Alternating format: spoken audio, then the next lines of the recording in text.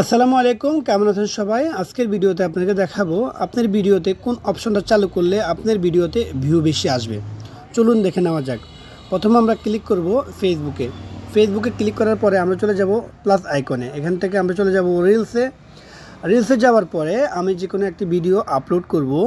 আমি এই ভিডিওটা ধরেন আপলোড করব। এই ভিডিওটা আপলোড করার পরে আমরা নেক্সটে ক্লিক করব। নেক্সটে ক্লিক করলাম। ক্লিক করার পরে এখানে আমি ভিডিওর ডিসক্রিপশন কিছু লিখব যে ফেসবুকে কীভাবে ভিডিও আপলোড করবেন। আমি লিখলাম ফেসবুকে কিভাবে